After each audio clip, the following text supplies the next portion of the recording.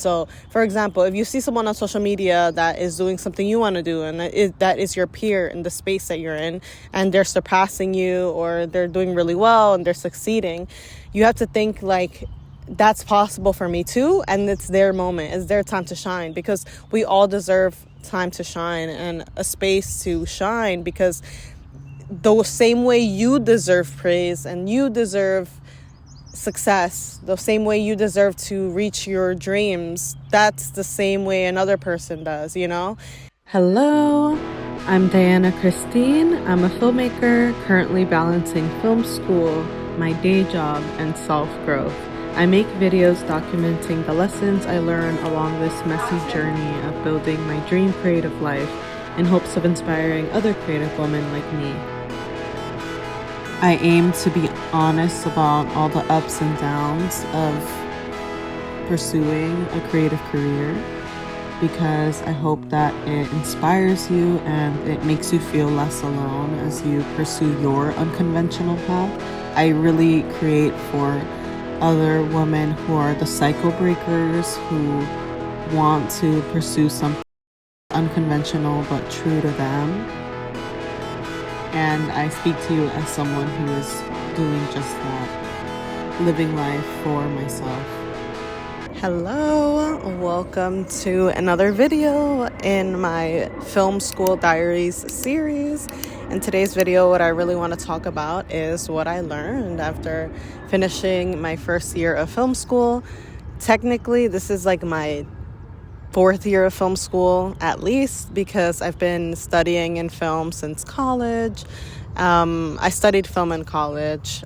I graduated college in 2024, so pretty recently. And I also took a screenwriting class when I was a senior in high school. I also took a film class in high school. So, I've been at this for a few years now, but I am in an MFA program right now. And the MFA program to get my master's degree in film is a 2-year program. And I just finished the first year. So I just finished school. And I am gonna have to go back to school in the summer for a summer class that's mandatory for the film program, because it's a producing class to help us produce our thesis, which is my next big project. And I am sweating bullets right now. I don't know if you can tell, I'm sweating so much because it's so hot right now in New York. And I decided to come to the park and talk to you in the park. But I didn't account for how hot and how beaming the sun would be on me. But anyway, I learned a lot this year, and I wanted to get my master's in film because I want to keep mastering my craft and have a space to do so.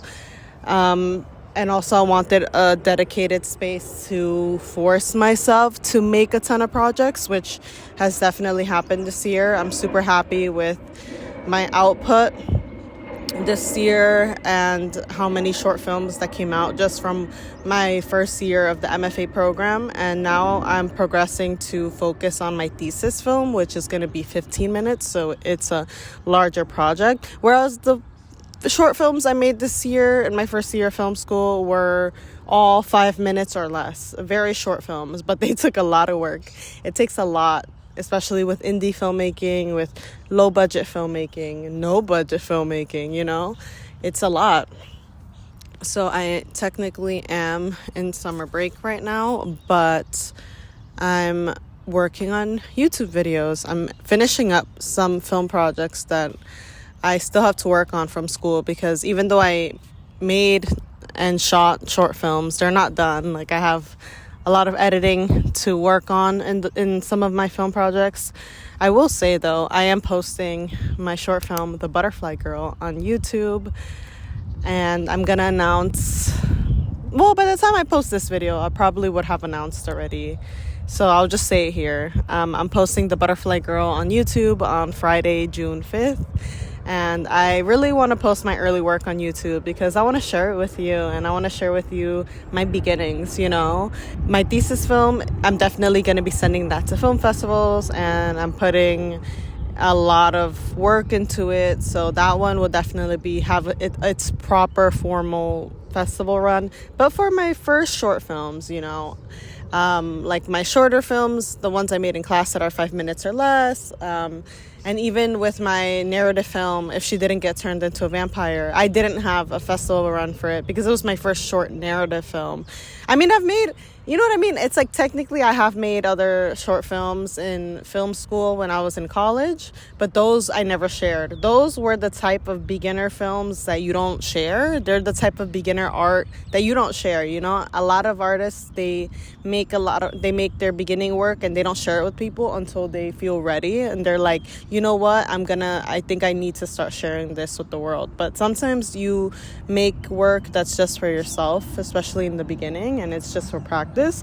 And that was definitely it for me when I was in college. I made short films that were just experiments, and they were not intentional. They were not intended to be seen by other people, just my classmates and my professors who gave me feedback on it. And then when I graduated college, and I made If She Didn't Get Turned Into a Vampire, and I posted it, and I decided to post it on YouTube. It was because I was like, you know, I'm ready to start sharing my films, and I care so much about my social media and having a direct relationship with you. So I was like, I'm not going to send it to film festivals. I mean, I did apply to one film festival and I haven't heard back yet. So we'll see. But you know what I mean? That one was purely like a YouTube thing. I was like, you know what? I'm going to put it on social media, and I want to have a practice run. So I even made video promos for it. I made a trailer for it, a poster for it. I made so many things in that world. I even made an album for my first short film, If She Didn't Get Turned Into a Vampire, because I cared so much about the world building, and that world meant so much to me. So then when I was in film school, I was like, okay, I did send the Butterfly Girl to one film festival, but I want to post it on YouTube, you know, because like I said, it's still early work. The Butterfly Girl is very short. It's literally like less than 5 minutes. And early work, which is from my first year of the MFA program, I'll most likely post all of it on YouTube and maybe send it to film festivals, like if the film festivals are free, you know. That's the type of, that's like where I'm at with those films. But with my thesis film, that one will definitely be sent to a lot of festivals. And I definitely want to do a formal festival run for it. But anyway, what I learned after my first year of the MFA program in film school, what I will say is something about self-validation. That's been super important for me to learn this year. Oh my God, guys, you have no idea. I had to learn how to validate myself in so many aspects of my life, but especially in class, because I think with academia and even in life in general, right, we struggle with comparison. There's so many planes today, like, come on, so many planes in the sky. But anyway, we all struggle with comparison to some regard because of social media and just how we are as humans in the world today. So, but in academia, something that is common is like you not receiving praise, or your classmate receiving praise and you don't, or one classmate receiving more praise than others from professors, you know. And I had to learn how to validate myself because I had to deal with maybe comparison, right? Like having peers who are farther ahead than I am in their technical ability, in their tastes, and their skill. And I had to learn how to validate myself. So I think something I want to say is like, you have to remember that it's normal to feel sad, right? I guess sad if you are not being validated, but also it's not a lack. Like, you have to think about abundance. Like, if you have a peer who is super talented and they're a genius and they have a lot of talent, right, and skill and taste, like, that means that you should feel honored that you're in the vicinity as them, you know? Like, you would hope that you'd be around people who are talented. So, for example, if you see someone on social media that is doing something you want to do, and that is your peer in the space that you're in, and they're surpassing you, or they're doing really well and they're succeeding, you have to think like, that's possible for me too, and it's their moment, it's their time to shine, because we all deserve time to shine and a space to shine, because the same way you deserve praise and you deserve success, the same way you deserve to reach your dreams, that's the same way another person does, you know? And you have to think like your time is gonna come. And that's what I've been thinking. Like, I definitely struggled with this, like self-validation, a lot in regards to my art. But I learned at this point that you should feel happy for other people. And it's like I said, it's their time to shine. What is theirs cannot take away from what is yours, because it doesn't work that way. We all have our different unique perspectives and unique gifts and unique life purpose to share with the world. Someone else's success does not rob you of your success. It does not take away from your success, because that's a lack mentality. That's a lack scarcity mindset. When in reality, the world is abundant.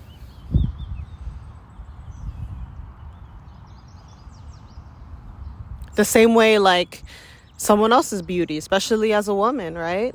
Someone else might be super beautiful, and you might see another beautiful woman and you're like, oh, wow, you know, you could think, I'll never be as beautiful as her.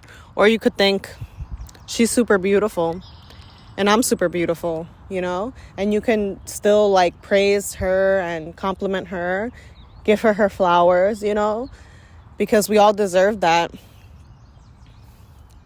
And your time is going to come.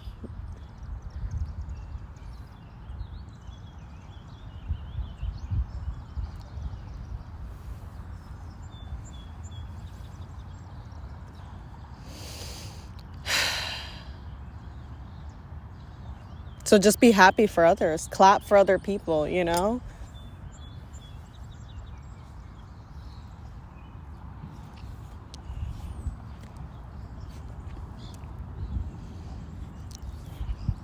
Thank you so much for watching.